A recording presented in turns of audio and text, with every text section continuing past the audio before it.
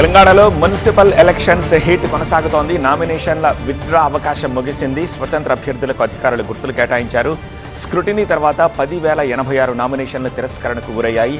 నామినేషన్ల పరిశీలన తర్వాత 19,608 మంది అభ్యర్థులు బరిలో ఉన్నారు. ఈ నెల 11న ఎన్నికలు నిర్వహించనుండగా 13న ఫలితాలొస్తాయి. ఇవాళ తెలంగాణలో పీసీసీ పరిశీలకులకు నియామకం జరగనుంది. మున్సిపల్ ఎన్నికల నిర్వహణను పర్యవేక్షించేందుకు టీపీసీసీ పరిశీలకులను నియమించనుంది. ఎన్నికలు లేని నియోజకవర్గాల ఎమ్మెల్యేలు, ఎమ్మెల్సీలు, సీనియర్ నేతలకు బాధ్యతలు అప్పగించనుంది. మంత్రులతో సీఎం రేవంత్ కీలక సమావేశం నిర్వహించారు. మంత్రులంతా జిల్లాలకు వెళ్లాలని సీఎం ఆదేశించారు. వెనుకబడిన మున్సిపాలిటీలను విశ్లేషించి తనకు రోజువారీ రిపోర్ట్ అందించాలి అన్నారు. అసంతృప్త నేతలను బుజ్జగించాలని సూచించారు. ఓట్లు చీలకుండా చూడాల్సిన బాధ్యత స్థానిక నేతలదే అన్నారు. ఖచ్చితంగా అన్ని స్థానాలు గెలవాలన్నారు. గెలుపే లక్ష్యంగా మున్సిపల్ ఎన్నికల ప్రచారానికి కాంగ్రెస్ సిద్ధమవుతోంది. వాటి నుంచి సీఎం రేవంత్ రెడ్డి జిల్లాలో పర్యటించనున్నారు. ఇవాళ మిర్యాలగూడలో ఎన్నికల ప్రచారం నిర్వహించనున్నారు. అక్కడ నిర్వహించే బహిరంగ సభలో పాల్గొని ప్రసంగిస్తారు. రేపు చొప్పదండి, ఎల్లుండి నిజామాబాద్ రూరల్లో జరిగే ప్రచార సభలో పాల్గొంటారు. సంక్షేమ పథకాలు ప్రజల్లోకి తీసుకెళ్లాలని టీపీసీసీ చీఫ్ మహేష్ గౌడ్ అన్నారు. కాంగ్రెస్ చేసిన అభివృద్ధి మమ్మల్ని గెలిపిస్తుంది అన్నారు. 1-2 చోట్ల మాత్రమే రెబెల్స్ బెడద ఉందని చెప్పారు. 90 స్థానాలు గెలుస్తామన్నారు. మంత్రులంతా జిల్లాల్లో ఉండాలని సీఎం ఆదేశించారని తెలిపారు. జగిత్యాల సమస్య ఇవాల్టితో ముగుస్తుందని చెప్పారు. సిపిఐ, సిపిఎం, టీజేఎస్తో పొత్తు ఉందన్నారు. బీజేపీ జాతీయ అధ్యక్షుడు నితిన్ నబీన్ ఇవాళ తెలంగాణకు రానున్నారు. మధ్యాహ్నం 1 గంటకు శంషాబాద్ చేరుకుంటారు. అక్కడి నుంచి మహబూబ్ నగర్ లో బహిరంగ సభకు హాజరవుతారు. సాయంత్రం శంషాబాద్ లో తెలంగాణ బీజేపీ నేతలతో సమావేశమవుతారు. మున్సిపల్ ఎన్నికలపై చర్చించనున్నారు. నాగర్ కర్నూలు జిల్లా కొల్హాపూర్ మున్సిపాలిటీలో మంత్రి జూపల్లి కృష్ణారావు ప్రచారం చేశారు. మున్సిపాలిటీలోని 19 వార్డులను కాంగ్రెస్ పార్టీ గెలుచుకుంటుందని ధీమా వ్యక్తం చేశారు. కొల్హాపూర్ను అన్ని రంగాల్లో అభివృద్ధి చేశామని తెలిపారు. మహబూబాబాద్ జిల్లా తొర్రూరులో మాజీ మంత్రి ఎర్రబెల్లి దయాకర్ రావు పర్యటించారు. మున్సిపాలిటీలో బీఆర్ఎస్ అభ్యర్థుల తరపున ప్రచారం చేశారు. మున్సిపాలిటీలోని మొత్తం 16 వార్డుల్లో గులాబీ జెండా ఎగరాలని ఓటర్లను కోరారు. కాంగ్రెస్, బీజేపీ పార్టీలను ప్రజలు నమ్మటం లేదన్నారు. నిర్మల్ జిల్లా ఖానాపూర్ మున్సిపాలిటీలో ఖాతా తెరవాలని మజ్లిస్ పార్టీ ఉవ్విళ్లూరుతోంది. అక్కడ 2 వార్డుల్లో పోటీ చేస్తోన్న అభ్యర్థుల తరపున నాంపల్లి మజ్లిస్ ఎమ్మెల్యే మాజిద్ హుస్సేన్ ప్రచారం చేశారు. అక్కడ ఇంటింటికి తిరిగి ఓటర్లను కలిశారు. ఫోన్ ట్యాపింగ్ కేసులో మరో సంచలనం నెలకొంది. డీఎస్పీ ప్రణీత్ రావును డిమోట్ చేస్తూ ప్రభుత్వం ఉత్తర్వులిచ్చింది. ప్రణీత్ రావును డీఎస్పీ నుంచి సీఐగా డిమోట్ చేశారు. 2007 బ్యాచ్కు చెందిన ప్రణీత్ రావు ఫోన్ ట్యాపింగ్ కేసులో అరెస్ట్ అయిన తర్వాత సస్పెండ్ అయ్యారు. డీఎస్పీని సీఐగా డిమోట్ చేస్తూ ప్రభుత్వం తొలిసారి నిర్ణయం తీసుకుంది. బీబీనగర్ ఎయిమ్స్ను పరిశీలించిన కేంద్ర మంత్రి కిషన్ రెడ్డి సమీక్ష చేశారు. గత ప్రభుత్వం పాత భవనాలు ఇవ్వడంతోనే ఎయిమ్స్ ఆలస్యమైందని చెప్పారు. ఎయిమ్స్ స్టాండర్డ్స్ ప్రకారం భవనాలు రీమోడల్ చేశామని, ఓవైపు హాస్పిటల్ నిర్మాణం చేస్తూనే ఓపీ సేవలు అందిస్తున్నామని తెలిపారు. ఇప్పటివరకు 86% ఎయిమ్స్ పనులు పూర్తయ్యాయని, ఈ ఏడాదిలోనే ప్రధాని చేతుల మీదుగా ప్రారంభిస్తామని అన్నారు. తెలంగాణలో గవర్నర్ కోటా ఎమ్మెల్సీల ఎంపికపై సుప్రీంకోర్టు స్పష్టత ఇచ్చింది. తన ఎన్నికపై స్పష్టత ఇవ్వాలని అమీర్ అలీ పిటిషన్ వేశారు. ఎమ్మెల్సీల ఎంపికకు తమ ఉత్తర్వులు అడ్డం కాదని సుప్రీంకోర్టు తెలిపింది. ఆగస్టు 13న ఉత్తర్వుల్లో దీన్ని స్పష్టం చేశామని చెప్పింది. దాసోజు శ్రవణ్ పిటిషన్పై విచారించిన సుప్రీం తదుపరి విచారణ మార్చి 19కి వాయిదా వేసింది. వ్యవసాయం, అనుబంధ శాఖలపై సీఎం చంద్రబాబు సమీక్షించారు. అతిపెద్ద ప్రకృతి వ్యవసాయ క్షేత్రంగా ఏపీ ఉంది అన్నారు. వచ్చే 5 ఏళ్లలో 50 లక్షల ఎకరాల్లో సాగు చేయడమే లక్ష్యమన్నారు. త్వరలోనే రాష్ట్రమంతా శిక్షణా తరగతులు నిర్వహిస్తామని తెలిపారు. ఏలూరు జిల్లాలో 500 ఎకరాల్లో కోకో సిటీ ఏర్పాటు చేస్తామని అన్నారు. లంబసింగిలో కుంకుమ పువ్వు సాగుకు ప్రణాళిక సిద్ధం చేయాలని అధికారులను చంద్రబాబు ఆదేశించారు. ఢిల్లీలో మంత్రి నారా లోకేష్ పర్యటిస్తున్నారు. టీడీపీ ఎంపీలతో మంత్రి లోకేష్ భేటీ అయ్యారు. ఎన్డీఏ పార్లమెంటరీ పార్టీ వివరాలు తెలుసుకున్నారు. ఇవాళ కేంద్ర మంత్రులు నిర్మలా సీతారామన్, ధర్మేంద్ర ప్రధాన్లతో సమావేశమవుతారు లోకేష్. రాష్ట్రానికి రావాల్సిన నిధులపై వారితో చర్చిస్తారు. తిరుమల లడ్డూ కల్తీ వ్యవహారంపై ఏపీ ప్రభుత్వం కీలక నిర్ణయం తీసుకుంది. కల్తీ నెయ్యిపై విచారణ కమిటీ వేయాలని మంత్రివర్గం తీర్మానించింది. కమిటీ నివేదిక ఆధారంగా నేరస్తులపై చర్యలుంటాయని మంత్రి పయ్యావుల కేశవ్ తెలిపారు. సిట్ ఛార్జ్షీట్లో పేరు లేకున్నా నేరస్తులను వదలబోమన్నారు. ప్రభుత్వం నియమించబోయే కమిటీ స్వల్పకాలికంగానే ఉంటుంది అన్నారు. గతంలో టీడీపీ హయాంలోనూ కల్తీ నెయ్యి వినియోగించారని వైసీపీ నేత టీటీడీ మాజీ చైర్మన్ భూమన కరుణాకర్ రెడ్డి అన్నారు. దీనిపైన విచారణ జరపాలని డిమాండ్ చేశారు. ఎలాగైనా మమ్మల్ని ఇరికించాలని కుట్ర చేస్తున్నారని అన్నారు. అందుకే ప్రత్యేక విచారణ చేపడుతున్నారని మండిపడ్డారు. కల్తీ నెయ్యి వ్యవహారంపై ప్రభుత్వం మరో కమిటీ ఏర్పాటుపై తిరుపతి వైసీపీ ఎంపీ గురుమూర్తి స్పందించారు. తప్పులన్నీ టీడీపీ చేసి వైసీపీపై నెట్టాలని చూస్తోందని విమర్శించారు. రాజకీయ లబ్ధి పొందాలన్నదే టీడీపీ తాపత్రయమన్నారు. భోలేబాబా డైరీ గతంలోనూ నెయ్యి సప్లై చేస్తుందని తెలిపారు.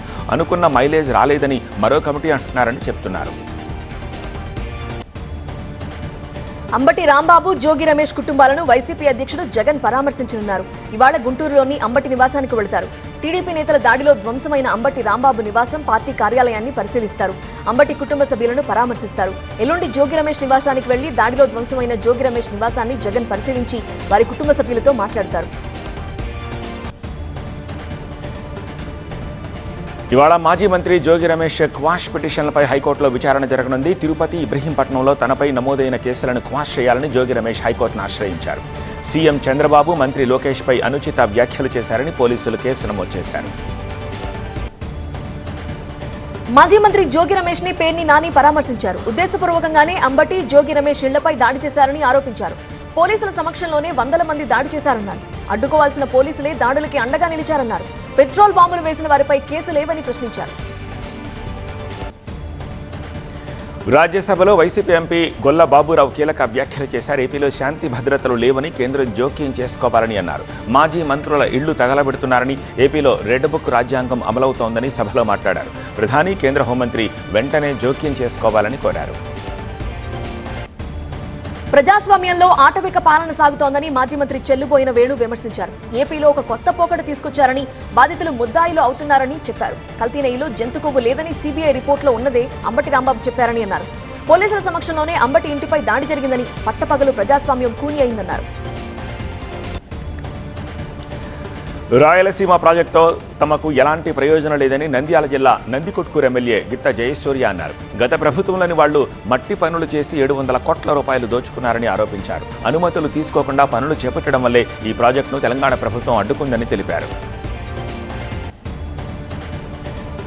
జనసేన పార్టీ నుంచి ఆ పార్టీ సీనియర్ నేత బొలిశెట్టి సత్యనారాయణ తాత్కాలికంగా తప్పుతున్నారు. తన నిర్ణయంపై పవన్ కళ్యాణ్ కి లేఖ రాశారు. ప్రస్తుత ప్రభుత్వంలో పవన్ కళ్యాణ్ పర్యావరణ శాఖ మంత్రిగా ఉండగా అదే శాఖ ప్రతివాదిగా ఉన్న కేసులో పిటిషనర్ గా కొనసాగడంతో నైతిక ఇబ్బందులు కలగకూడదని ఈ నిర్ణయం తీసుకున్నట్లు చెప్పారు. కర్నూలు జిల్లా కోడుమూరు చౌడేశ్వరీదేవి తిరునాళ్లలో పొట్టేళ్ల పోటీని ఎమ్మెల్యే దస్తగిరి ప్రారంభించారు. ఈ పోటీలో 20 పొట్టేళ్లు పాల్గొన్నాయి. మొదటి బహుమతి కింద 20,000 రూపాయలు, రెండవ బహుమతిగా 10,000 రూపాయలు, మూడవ బహుమతిగా 5,000 రూపాయలు అందించారు. తూర్పుగోదావరి జిల్లా రాజానగరంలో పులి సంచారం కలకలం రేపుతోంది. దివాన్ చెరువులోని ఎస్వీపీసీ ఫంక్షన్ హాల్ ఎదురుగా ఉన్న తోటలోకి పులి వెళ్లింది. రోడ్డుపై అటుగా వెళుతున్న వాహనదారులు పెద్ద పులిని వీడియో తీశారు. పులి సంచారంతో వాహనదారులు, స్థానికులు భయాందోళనకు గురవుతున్నారు. పులిని బంధించడానికి అధికారులు ఏర్పాట్లు చేస్తున్నారు. ప్రజలు అప్రమత్తంగా ఉండాలని రాజానగరం ఎమ్మెల్యే బత్తుల బలరామకృష్ణ సూచించారు. విశాఖ గీతం యూనివర్సిటీ భూములపై హైకోర్టులో విచారణ జరిగింది. ఏపీ ప్రభుత్వ ఉత్తర్వులను సవాల్ చేస్తూ హైకోర్టులో పిల్ దాఖలైంది. ప్రభుత్వ ఉత్తర్వులను రద్దు చేయాలని పిటిషనర్ కోరారు. పిటిషన్పై పూర్తిగా విచారణ జరగకుండా ఉత్తర్వులను రద్దు చేసేలా ఆదేశాలు ఇవ్వలేమని కోర్టు తెలిపింది. కౌంటర్ దాఖలు చేయాలని ఏపీ ప్రభుత్వాన్ని గీతం యూనివర్సిటీని ఆదేశించింది. తదుపరి విచారణ 4 వారాలకు వాయిదా వేసింది. విశాఖ రైల్వే స్టేషన్లో శబాష్ అనేలా రోబోకాప్ పనితీరుంది. స్టేషన్లో అనుమానాస్పదంగా తిరుగుతున్న ఇద్దరిని రోబోకాప్ అర్జున్ గుర్తించింది. రాయగడకు చెందిన శివ, బంగారు అనే వ్యక్తులపై ఆర్పీఎఫ్ కి సమాచారం వచ్చింది. దీంతో ఆర్పీఎఫ్ సిబ్బంది ఇద్దరిని అదుపులోకి తీసుకుని విచారించారు. ఇద్దరిపై రాయగడ పోలీస్ స్టేషన్లో దోపిడీ, అక్రమ ఆయుధాల కేసులున్నట్లుగా గుర్తించారు. ప్రకాశం, బాపట్ల జిల్లాలో రాగి తీగలు దొంగతనం చేస్తామని ముఠాను ప్రకాశం జిల్లా బల్లికురబ పోలీసులు అరెస్ట్ చేశారు. వారి నుంచి 100 కేజీల రాగి తీగను స్వాధీనం చేసుకున్నారు. ఈ ముఠాలో 5గురిని పట్టుకున్నారు. జల్సాలకు అలవాటు పడి సులభంగా డబ్బు సంపాదించేందుకు దొంగతనాలకు పాల్పడుతున్నట్టుగా పోలీసులు గుర్తించారు.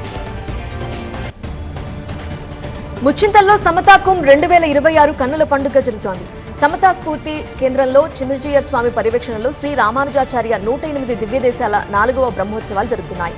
ఉదయం 55 నుండి 72 దివ్యదేశ మూర్తులకు తిరుమంజన సేవ, సాయంత్రం 5 గంటలకు శాంతి కళ్యాణ మహోత్సవం నిర్వహిస్తారు. ఈ నెల 9వ తేదీ వరకు ఈ ఉత్సవాలు జరుగుతాయి. శ్రీలంక రాజధాని కొలంబోలో జరుగుతోన్న బౌద్ధ సదస్సులో ప్రదర్శించే గౌతమ బుద్ధుడి పవిత్ర అవశేషాలను గుజరాత్లోని వడోదర ఎంఎస్ యూనివర్సిటీ నుంచి పంపించారు. 1963 తర్వాత వీటిని ప్రజల సందర్శనార్థం మొదటిసారి బయటకు తీశారు.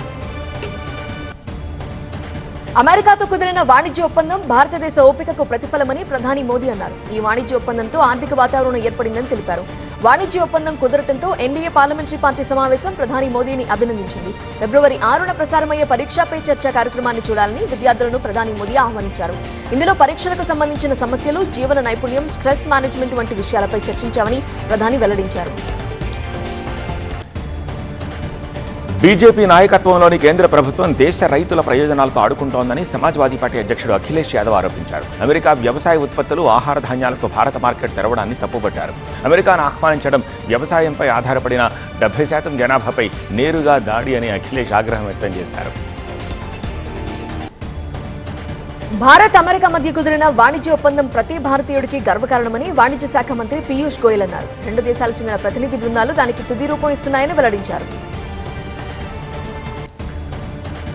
భారత్ అమెరికా వాణిజ్య ఒప్పందంలో ప్రధాని మోదీ రాజీ పడ్డారని, దేశాన్ని అమ్మేశారని కాంగ్రెస్ నేత రాహుల్ గాంధీ ఆరోపించారు. ఎవరైతే మోదీకి గొప్ప ఇమేజ్ తెచ్చిపెట్టారో వారే ఇప్పుడు దాన్ని ధ్వంసం చేస్తున్నారని రాహుల్ విమర్శించారు.